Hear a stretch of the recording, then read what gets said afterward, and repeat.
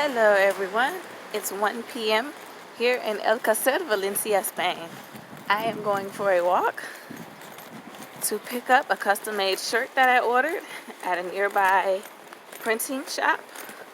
So I thought that I'd record and talk about some things that you might want to know about Spain. And I'm going to turn the camera around so you can see the nearby surroundings as I speak. So I'm walking down the street here in Alcácer. It's a small town. It's not as modern as Madrid, so that took some getting used to. Here in this town, well, first let's start with the province that I'm in. So it's a coastal province, the coastal province of Valencia. It's normally warm. I like to look at the tile on the houses as I walk past, so just check that out as I'm talking. You'll see some pretty interesting tile work. But anywho, this is the symbol for the postal service. By the way, it's different than home. But yeah, so coastal places, states and cities here, do not have heat. I repeat, they do not have heat. And it's normally not cold here, so I guess that was the logic behind that. It's never cold, so we don't need to have a heating system in these homes. Well, thanks to climate change, it's pretty much the same temperature in Detroit some days here. And yeah, you just gotta get a space heater or tough it out and wear lots of clothes. I, for one, am not the type of person that wants to sit in the house with layered clothing on. I want to be comfortable with maybe a bathrobe or like some basketball shorts and a t-shirt. But the fact that there's no heat doesn't allow me to do that. And so I have to sit in the house with pants and a sweatshirt on most of the times. So that's taking a little getting used to as well. So this is the town.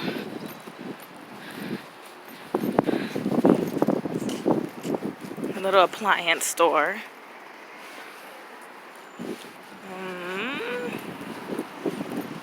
But yeah, that takes some getting used to. That's not something that I've ever experienced before, living in a home that doesn't have any heat. This is a little fruit and vegetable market that I like to come to every now and then and get my fruits, veggies, beans, rices. Lots of local bars in the area. But other than that, this town is great. There's a local wind symphony here, a polyphonic chorale, both in which I am participating in now. So that's the most exciting thing going on with me right now, is playing in the ensemble and singing. Pretty much all over Spain, you'll see, it doesn't matter if it's a good neighborhood, a rich neighborhood, poor neighborhood, the hood, like it doesn't matter, you're gonna see graffiti. So yeah, that's just everywhere. I don't think it's a bad thing here. Like, it's just everywhere. So sometimes I like to stop and look at it because sometimes the graffiti is like very artistic and pretty.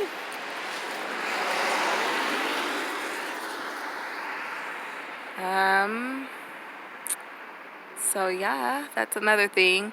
Also, what I've noticed in Spain particularly, opposed to the other places that I've been, Belgium, Portugal, and the Netherlands, is that, in the US, of course, and Canada, is that most of the businesses are on the lower level underneath apartment buildings. So that's like a thing that I've noticed since I've been here, more so in Madrid than here, where I am now. The houses and the architecture is very different here than in Madrid. If you've happened to see any of my live videos on Facebook, when I was recording, going for walks and stuff in Madrid, the buildings are very different. I like these buildings better actually here because of the tile work and just the way they look. They just look really, really cool. Like, I feel like I could take a picture of almost any building and like print it out and use it as a postcard. Like the architecture here in El Cacer is very picturesque. Love it. Buildings are very, very tall. My first time going for a night stroll because I wanted to get some exercise. I wasn't going anywhere in particular. Don't know why I decided to take a walk at 9:30 at night. I mean, it's totally safe here, so that wasn't the issue. The issue was that all the buildings were so tall and they were all starting to look the same at a certain point. And I was freaking out because I couldn't find my way back home. So, but now I walk at night from band and choir rehearsal and I'm able to find my way home pretty well. And I take scenic routes so I can purposely go a way that I've never gone before so I can know different ways to get home, because you never know what may happen and you may need to get home. This is the print shop that I'm coming to get my custom-made shirt from. So we've made it to our destination. I don't know if they're closed for lunch because the light is on. Yay, it's not in the window though. So these are some of the things that they do. Graphic art, printed graphic art is what it says. Vinyls, personalizations. They make handbags with whatever you want on there. T-shirts. They can actually print out pictures of you if you have a picture. What else? Calendars. Little thingies for your car. Patches. I may get a patch. Pillows. Printed pictures on wine bottles. Hats. So these are some cool things. I got a custom-made jersey like that one. It looks exactly like that one, but it has a custom-made message on the back. And so that's what I'm going in to get. They also have coffee mugs and stuff like that. I don't think I'm going to get a coffee mug, though, because I don't want it to break in my luggage on the way back home. So, yeah, I mean, I'll keep walking this way just so I can show some more of the architecture to the corner, and then I'll come back because they close in 30 minutes for lunch. There is a rule here in Spain that businesses must close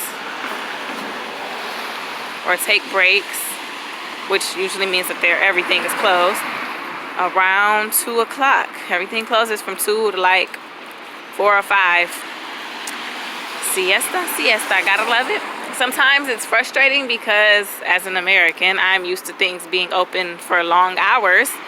And usually during the midday when I'm like on my lunch or whatever, I like to try to run errands and get things done. But it's hard to get things done when most things are closed because of a mandatory lunch break that all businesses take. So when I first got here, it was very, very frustrating. But now I love it because I take advantage of it and I get my naps in. Or I do personal things like I work out. Or I may oil my hair, do a face mask, do a quick manicure or pedicure, and then once that little lunch break time is over with, then I get back to business. So now I love it because I can get personal things done. What else have I not covered in the other video? This is the Herbalario. In Spanish it's Herbalario. In Catalan it's Herbalari. It's a natural medicine pharmacy. I have not gone there yet. I plan on going in there at some point today just to check it out and see what kind of teas they have. Something for my voice because I'm singing first soprano in the polyphonic chorale. And this cold weather is not doing me any justice. So I need to rehabilitate my voice. But this video has to come to an end because I am back at the printing place. And I need to get this shirt before they close.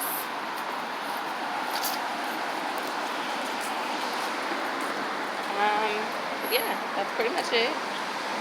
There was something that I was going to mention. Oh, caca. It's everywhere. When walking in Spain, you always have to look down because poop is everywhere. Apparently the pooper scooper rule does not apply here, so you will step and poop if you're not looking at the ground constantly. And that is my spiel of a walk through Spain today.